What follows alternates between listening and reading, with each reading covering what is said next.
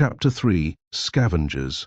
Serafina Pekkala, the clan queen of the witches of Lake Inara, wept as she flew through the turbid skies of the Arctic. She wept with rage and fear and remorse. Rage against the woman Coulter, whom she had sworn to kill, fear of what was happening to her beloved land, and remorse. She would face the remorse later. Meanwhile, looking down at the melting ice cap, the flooded lowland forests, the swollen sea, she felt heartsick. But she didn't stop to visit her homeland, or to comfort and encourage her sisters. Instead, she flew north and farther north, into the fogs and gales around Svalbard, the kingdom of Eorek Byrnison, the armored bear. She hardly recognized the main island. The mountains lay bare and black, and only a few hidden valleys facing away from the sun had retained a little snow in their shaded corners. But what was the sun doing here anyway, at this time of year? The whole of nature was overturned. It took her most of a day to find the Bear King. She saw him among the rocks off the northern edge of the island, swimming fast after a walrus. It was harder for bears to kill in the water, when the land was covered in ice and the great sea mammals had to come up to breathe. The bears had the advantage of camouflage, and their prey was out of its element.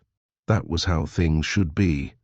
But Eorek Byrnison was hungry, and even the stabbing tusks of the mighty walrus couldn't keep him at bay. Serafina watched as the creatures fought, turning the white sea spray red, and saw Eorek haul the carcass out of the waves and onto a broad shelf of rock, watched at a respectful distance by 3 ragged furred foxes, waiting for their turn at the feast. When the Bear King had finished eating, Serafina flew down to speak to him. Now was the time to face her remorse. "King Eorek Byrnison," she said, "please may I speak with you?" I lay my weapons down. She placed her bow and arrows on the wet rock between them. Eorek looked at them briefly, and she knew that if his face could register any emotion, it would be surprise. "Speak, Serafina Pekkala," he growled. "We have never fought, have we? King Eorek, I have failed your comrade, Lee Scoresby." The bear's small black eyes and blood-stained muzzle were very still.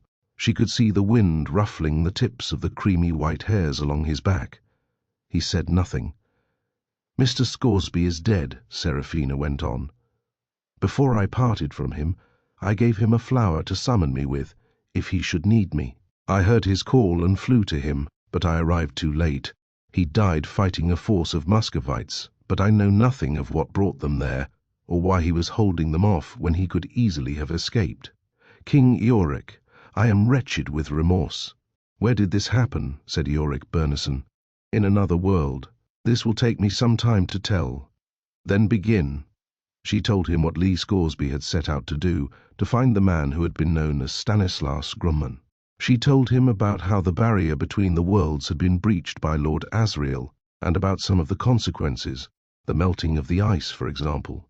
She told of the witch Ruta Skadi's flight after the angels, and she tried to describe those flying beings to the Bear King as Ruta had described them to her, the light that shone on them, the crystalline clarity of their appearance, the richness of their wisdom. Then she described what she had found when she answered Lee's call. "I put a spell on his body to preserve it from corruption," she told him. "It will last until you see him, if you wish to do that. But I am troubled by this, King Eorek. Troubled by everything, but mostly by this. Where is the child? I left her with my sisters because I had to answer Lee's call. In that same world. Yes, the same. How can I get there from here?" She explained. Eorek Byrnison listened expressionlessly, and then said, "I shall go to Lee Scoresby, and then I must go south." "South?" "The ice has gone from these lands." "I have been thinking about this, Serafina Pekkala. I have chartered a ship." The 3 little foxes had been waiting patiently. 2 of them were lying down, heads on their paws, watching, and the other was still sitting up, following the conversation. The foxes of the Arctic, scavengers that they were, had picked up some language, but their brains were so formed that they could only understand statements in the present tense. Most of what Eorek and Serafina said was meaningless noise to them. Furthermore, when they spoke, much of what they said was lies, so it didn't matter if they repeated what they'd heard. No one could sort out which parts were true, though the credulous cliff-ghasts often believed most of it, and never learned from their disappointment. The bears and the witches alike were used to their conversations being scavenged, as well as the meat they'd finished with. "And you, Seraphina Pekkala?" Yorick went on. "What will you do now?" "I'm going to find the Egyptians," she said. "I think they will be needed." "Lord Fire," said the bear. "Yes, good fighters. Go well." He turned away and slipped into the water without a splash, and began to swim in his steady, tireless paddle toward the new world. And some time later, Yorick Bernison stepped through the blackened undergrowth, and the heat split rocks at the edge of a burned forest. The sun was glaring through the smoky haze, but he ignored the heat, as he ignored the charcoal dust that blackened his white fur and the midges that searched in vain for skin to bite.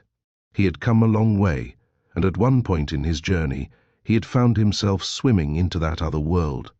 He noticed the change in the taste of the water and the temperature of the air, but the air was still good to breathe and the water still held his body up, so he swam on, and now he had left the sea behind, and he was nearly at the place Seraphina Pekkala had described. He cast around, his black eyes gazing up at the sun-shimmering rocks and the wall of limestone crags above him. Between the edge of the burned forest and the mountains, a rocky slope of heavy boulders and scree was littered with scorched and twisted metal, girders and struts that had belonged to some complex machine. Yorick Bernison looked at them as a smith as well as a warrior, but there was nothing in these fragments he could use. He scored a line with a mighty claw along a strut less damaged than most, and feeling a flimsiness in the quality of the metal, turned away at once and scanned the mountain wall again. Then he saw what he was looking for, a narrow gully leading back between jagged walls, and at the entrance, a large low boulder. He clambered steadily toward it.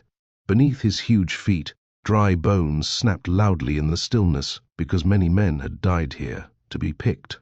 Clean by coyotes and vultures and lesser creatures, but the great bear ignored them and stepped up carefully toward the rock. The going was loose, and he was heavy, and more than once the scree shifted under his feet and carried him down again in a scramble of dust and gravel. But as soon as he slid down, he began to move up once more, relentlessly, patiently, until he reached the rock itself, where the footing was firmer. The boulder was pitted and chipped with bullet marks. Everything the witch had told him was true, and in confirmation, a little Arctic flower, a purple saxifrage, blossomed improbably where the witch had planted it as a signal in a cranny of the rock. Yorick Bernison moved around to the upper side. It was a good shelter from an enemy below, but not good enough, for among the hail of bullets that had chipped fragments off the rock had been a few that had found their targets and lay where they had come to rest, in the body of the man lying stiff in the shadow.